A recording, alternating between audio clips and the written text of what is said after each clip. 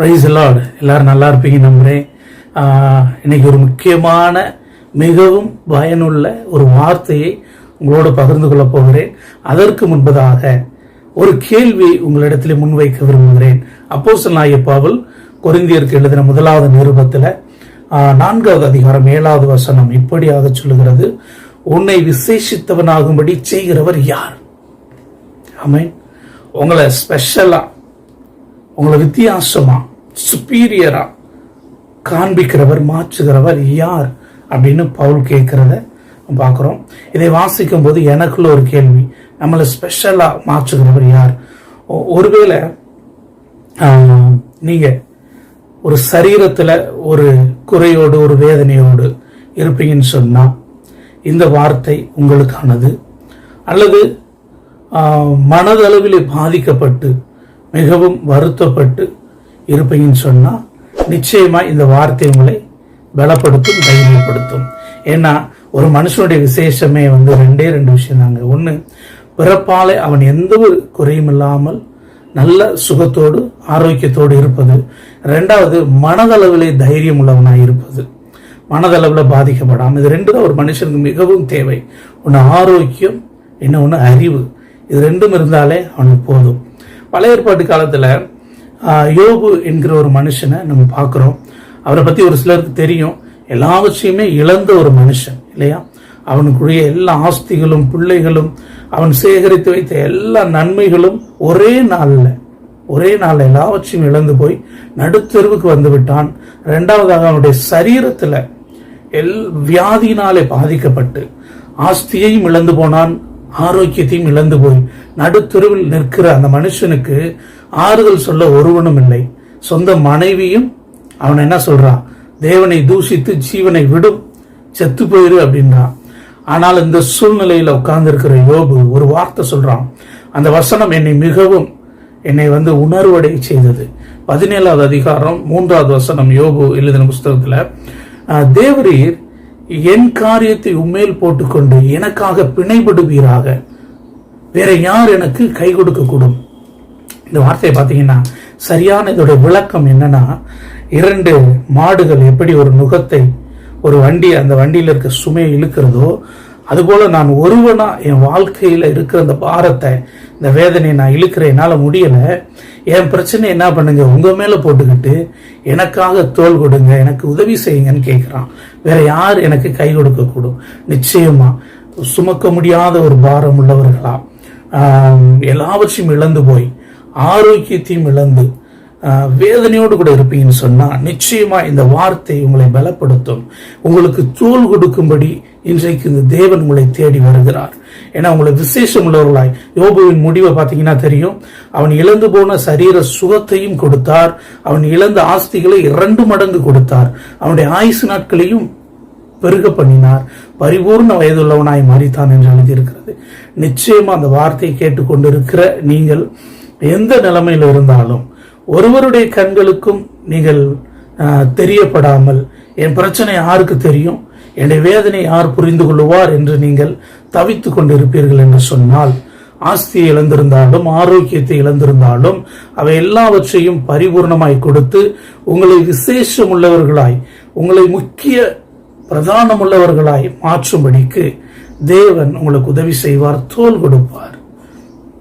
ரெண்டாவது, இந்த விசேஷித்தவன் ஆகும்படி செய்கிறவர் யார் அப்படின்னு நான் தியானிக்கிற பொழுது புதிய ஏற்பாட்டில் ஒரு மனுஷனை பற்றி உங்களுக்கு அறிமுகப்படுத்த விரும்புகிறேன். இயேசு கிறிஸ்து மரித்து உயிர் தெழுந்ததுக்கு அப்புறம் அந்த பெந்தெகோஸ்தே நாளுக்காக காத்திருந்தார்கள். அப்பொழுது காத்திருந்து பரிசுத்த ஆவியை பெற்றுக்கொண்டு இந்த யோவானும் பேதுருவும் ஜெப ஆலயத்திற்கு போறாங்க.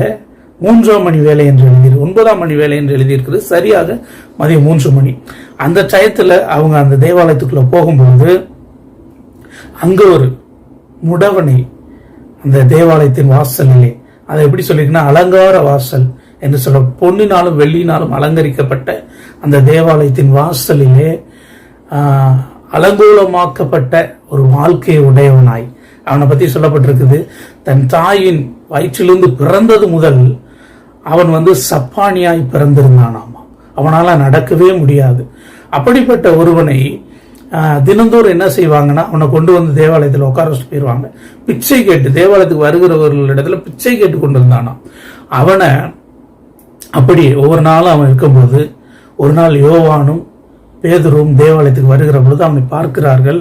அவன் அவங்களை எப்படி பார்க்கிறான்னா, இவர்களிடத்திலிருந்து ஏதாகிலும் கிடைக்குமா அப்படின்னு பார்க்குறான். ஏதாவது காசு கொடுப்பாங்கன்னு நினைச்சு பார்க்குறான்.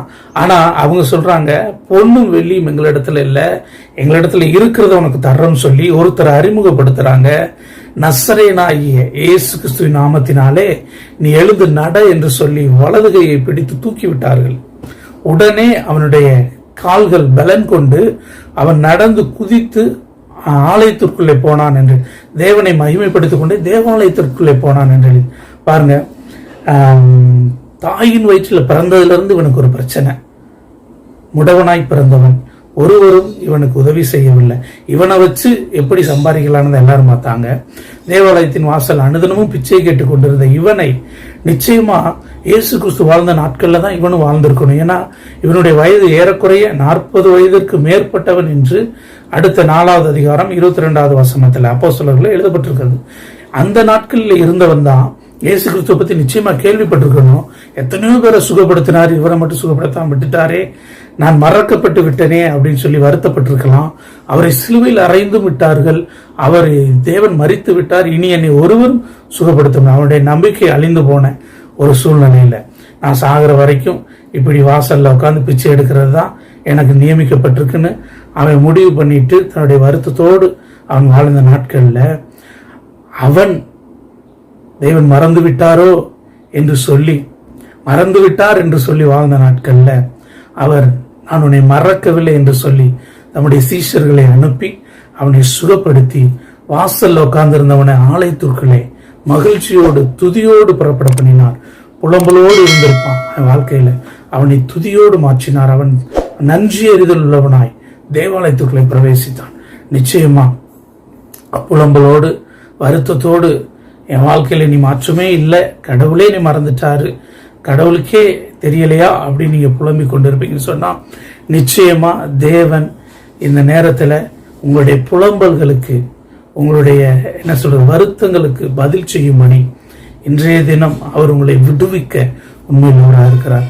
அவனை எப்படி விடுவித்து வாசலில் இருந்தவனை ஆலயத்திற்குள்ளே புறப்பட பண்ணினது போல நிச்சயமாய் உங்களையும் தேவன் நடத்துவார், இல்லை செய்வார். நிச்சயமாகவே ஒருவேளை நீங்க சரீரத்துல பாதிக்கப்பட்டிருந்தாலும் அல்லது ஆஸ்தியை இழந்திருந்தாலும் மனதளவில் பாதிக்கப்பட்டிருந்தாலும் தேவன் அவைகளை மகிமையாய் திரும்ப கொடுத்து விசேஷம் உள்ளவர்களாய் மாற்றுவார். இன்னொரு காரியத்தை உங்கள்கிட்ட சொல்ல விரும்புகிறேன். பரிசுத்த ஆவியை பெற்ற இந்த பேதுரும் யோவானும் பேசுகிற ஞானத்தை பார்த்து பிரதான ஆசாரியர்களும் மூப்பர்களும் சொன்னாங்களாம், இவர்கள் கலிலேயர் அல்லவா, படிப்பறிவில்லாதவர்களும் பேதமை உள்ளவர்களும் என்று நமக்கு தெரியுமே, ஆனாலும் இவர்கள் இயேசுவோடு கூட இருந்தவர்கள் என்று அறிந்து கொண்டார்கள் அப்படின்னு ஒரு வார்த்தை இருக்குது. படிப்பறிவில்லாதவர்கள், பேதமை உள்ளவர்கள், மிகவும் என்ன சொல்றது அற்பமா எண்ணப்பட்ட அந்த ஜனங்கள் இப்ப ஞானத்திலே தேறினவர்களை போல பேசுறாங்க. இதை கண்டு பெரிய பெரிய ஆட்கள் ஆச்சரியப்படுகிறார்கள். ஒரே ஒரு காரணம் என்ன, இயேசு அவர்களோடு இருந்தார். இயேசு உங்களோடு இருப்பாருன்னு சொன்னா உங்க சரீரத்திலும் சரி, உங்களுடைய ஞானத்திலும் மனதளவிலும் சரி உங்களை பலப்படுத்துவார், தைரியப்படுத்துவார். சாதாரணம் அல்லங்க, மற்றவர்கள் கண்டு ஆச்சரியப்படும்படி இந்த முடவனை கண்டு ஆச்சரியப்பட்டு பிரமித்தார்கள். பேதுரு பேசினதை கண்டு ஆச்சரியப்பட்டு பிரமித்தார்கள். யோபுடைய வாழ்க்கையில நடந்த நன்மையை கண்டு எல்லோரும் ஆச்சரியப்பட்டு பிரமித்தார்கள். இதுபோல நீ உங்களுடைய வாழ்க்கையில இயேசு செய்கிறவைகளை கண்டு வருகிற நாட்களில், எதிர்காலத்தில் தேவன் செய்ய போகிற அற்புதத்தை கண்டு எல்லா ஜனங்களும் ஆச்சரியப்பட்டு பிரமிப்பார்கள். அவரை நம்பிக்கொண்டிருங்கள்.